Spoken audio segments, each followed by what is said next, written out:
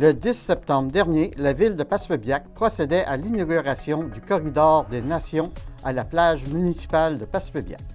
Télévêque était présent.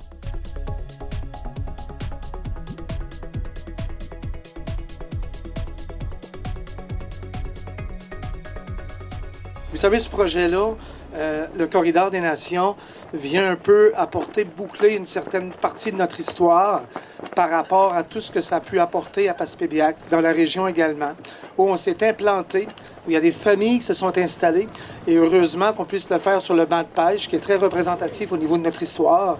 Avec le quai de Passepébiac, le banc de pêche, c'est bien entendu le site historique. Alors, c'est un événement très particulier, très marquant pour l'histoire de Passepébiac. Ces 15 drapeaux-là feront toujours partie, la continuité de notre histoire, c'est très important. Bonjour, merci d'être là. En premier lieu, je tiens officiellement à remercier l'équipe de direction, le conseil municipal, de nous permettre, nous, les directeurs, dans chacun de nos services, de développer des projets stimulants où on a un grand appui et beaucoup de collaboration de l'ensemble des membres des différentes équipes. Alors, merci pour la confiance, merci pour les défis, merci à mes collègues et mes partenaires de tous les jours qui permettent qu'on puisse réaliser différents projets, que ce soit en culture, que ce soit en patrimoine, que ce soit en sport, que ce soit au niveau de l'état des routes, etc., etc. Oui, bonjour Chantal, tu peux nous parler du projet du Corridor des Nations qui a eu lieu le 10 septembre dernier? Effectivement, le 10 septembre, c'était la journée d'inauguration du Corridor des Nations. Ce projet-là est né suite à une causerie de Jean-Marie Thibault où il avait fait mention qu'effectivement, la Gaspésie, il y a plus d'une vingtaine de nations qui ont fondé la Gaspésie qu'on connaît aujourd'hui, tout ça, et que la majorité d'entre eux avaient mis le pied à Passepébiac pour s'y installer directement sur place ou tout au moins dans les environs. Et c'est quand même un fait important qui marque toute l'importance qu'a eu la côte de Passepébiac, la rive de Passepébiac, pour l'arrivée et la naissance de la Gaspésie qu'on connaît aujourd'hui. Et on souhaitait, par le Corridor des Nations, rendre hommage à ces nations-là qui ont fondé le pays. Et la baie des Chaleurs a jadis été qualifiée de la région la plus cosmopolite de la province. Puis en effet, comme je vous le dis, c'est une vingtaine de nations qui ont fondé la Gaspésie. Puis, c'est ces faits-là qui ont fait naître l'idée du Corridor des Nations. Une station d'interprétation du patrimoine pour valoriser ces nations, ces hommes, ces femmes qui ont bâti collectivement la Gaspésie. Alors, on retrouve sur place 15 mâts portant chacun le drapeau d'une nation. Et sur chaque mât, on a un petit panneau sur lequel on retrouve un court clip qui nous parle un peu de certains noms qui sont toujours présents en Gaspésie. Puis on raconte un petit bout de l'histoire, comment ils sont arrivés ou pour quelles raisons ils ont mis le pied ici. Évidemment, pour compléter tout ça, on a un panneau d'interprétation tout à fait standard, là, de plus grande dimension, où on raconte chronologiquement l'introduction à cette station-là ainsi que sa conclusion. Il y a déjà plus de 3 ans, on avait eu plusieurs rencontres avec la nation Micmac de Guescapéguag. Pour vérifier en premier lieu si on pouvait utiliser un drapeau Micmac. Parce que pour nous, c'est comme habituel de voir des drapeaux, tout ça, mais différentes cultures, différentes nations, est-ce que c'est possible de le faire? Et si oui, lequel des drapeaux pouvons-nous choisir? Alors évidemment, c'est avec l'accord de la nation Micmac de Guescapéguag qu'on est arrivé au choix du drapeau qui les représente. Peuple autochtone, Première Nation, qui sont ici depuis au moins 10 000 ans. Vous aurez compris que c'est le premier qu'on a et qui sont classés aussi dans l'ordre de leur arrivée. Il y a un extrait d'un livre que je trouvais fort pertinent et qui m'a bouleversée, puis qui nous a nourris au service culture patrimoine pour l'ensemble des interventions qu'on a fait sur le territoire ces dernières années. Je me permets de vous le partager. C'est un auteur qui s'appelle Jonas Gardel dans un livre qui s'appelle « N'essuie jamais les larmes sans gants ». Raconter est une sorte de devoir, une manière d'honorer, de pleurer, de se souvenir, une manière de mener la lutte de la mémoire contre l'oubli.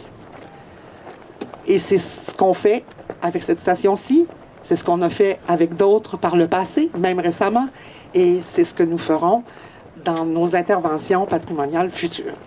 Je prends juste une minute pour vous dire que c'est une station, mais qu'il y en a plusieurs ici. Puis je vous invite juste à écouter, vous allez voir que si vous le souhaitez, il y a un tas de choses à connaître, à découvrir ou à se souvenir sur le territoire au niveau des arts, de la culture, du patrimoine et de l'histoire. Pensons à Un Tissage de monde, installé à la halte routière, rédaction Camilla Pilon et Fernande Forêt. Les Passepéia, le poème de William Chapman, une installation à l'extérieur de la bibliothèque de Passepébiac. Plage, au centre culturel à l'extérieur, une intervention de l'artiste Sven en réalité augmentée sur les souvenirs des citoyens de Passepébiac au niveau de la plage et de toutes les cérémonies et des fêtes qui ont eu lieu.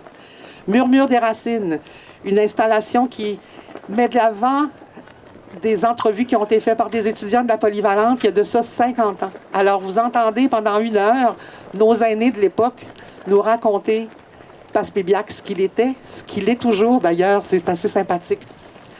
Nos vaillants Passepéia, une série de 7 tableaux réalisés par l'artiste Michel Larouche qui font maintenant partie de la collection permanente de la ville de Passepébiac et qui met à l'honneur les métiers anciens de Passepébiac et les gens qui l'ont pratiqué. Trait de mémoire qui est situé à l'entrée nord de l'hôtel de ville, une réalisation de collage numérique faite avec les artistes Annick Loisel et Bruno Mainville, où une classe des finissants de secondaire 5 de la polyvalente de Passepébiac de 2022 ont participé pendant toute une session à travailler des images au niveau numérique, des images de notre histoire et de notre patrimoine. Le Semeur de Morue, en fait, qui est une œuvre de l'artiste Isabelle Depré, qui a été réalisée dans le cadre du concours Les 7 merveilles du patrimoine bâti en 2022, où le site historique national de Passepébiac a remporté la première place grâce aux citoyens qui se sont impliqués et qui ont voté pour ça. À partir de ça, il y a des artistes qui avaient été choisis pour réaliser des œuvres pour représenter ces 7 merveilles du patrimoine bâti. Et la ville de Passepébiac a fait l'acquisition de cette œuvre et ça fait maintenant partie de la collection de la ville, c'est-à-dire de la collection de tous les citoyens et citoyennes de la ville de Passepébiac. Fait d'hier, ce qui dépasse avec Patrick Dubois, le patrimoine Passepébiac, le site historique, l'affluence, c'est-à-dire les entrées de ville qui ont été réalisées par Marcel Ritchie. Et il y en a encore d'autres qu'on n'a pas l'habitude de voir ou qu'on oublie parce qu'on les voit trop souvent. Arabesque au complexe sportif d'Émilie Rondeau, Mer de Monde au site historique de François Mathieu, Parchemin de mer à l'hôtel de ville à l'extérieur, réalisé par Marcel Ritchie, La mer, site historique à l'intérieur, réalisé par Énide Legros, Feuille paysage, qui est au centre d'action bénévole et qui a été réalisé par l'artiste Fernande Forêt, les vitraux de la bibliothèque municipale, sans oublier la restauration patrimoniale des édifices de propriété municipale qui ont été faits et qui sont toujours en cours présentement dans certains cas. On pense à la bibliothèque, l'église Saint-Peters, on pense à l'hôtel de ville, qui était autrefois le couvent Notre-Dame, et la phase 1 de restauration patrimoniale du presbytère Notre-Dame de Passepébiac qui est en cours. Évidemment, j'ai gardé le meilleur pour la fin. Notre site historique national de Passepébiac, un lieu unique dont on est fier et dont il faut être fier constamment. Alors, je vous ai lancé ça en vrac, mais tout ça, si vous voulez, imaginez tout ce que vous pouvez lire, voir et apprendre et apprécier sur le territoire. C'est là, c'est pour vous, c'est à vous, profitez-en. J'invite maintenant M. le maire à venir faire le coup d'envoi pour que nos étudiants puissent procéder à l'inauguration officielle du Corridor des Nations. Alors, je vous remercie, Mme Robitaille. C'était vraiment très pertinent ce que vous nous avez livré. Alors, j'ai invité les jeunes du secondaire 4, les jeunes du cours d'histoire de M. Jonathan Bugeaud à s'installer afin de hisser les 15 drapeaux. Alors, je pense que maintenant, tout le monde est en place. Alors, on va y aller dans 3, 2, 1. On y va et on hisse nos drapeaux.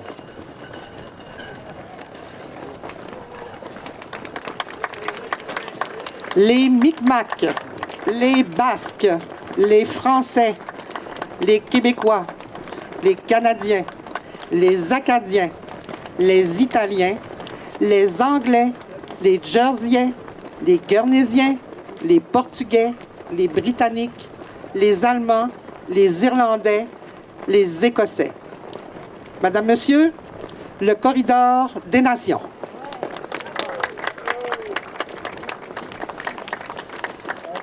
On vous invite à prendre connaissance du panneau principal qui vous donne l'introduction et la conclusion de la station. Et vous avez sur chacun des mâts un petit texte significatif pour chacune des nations. Oh!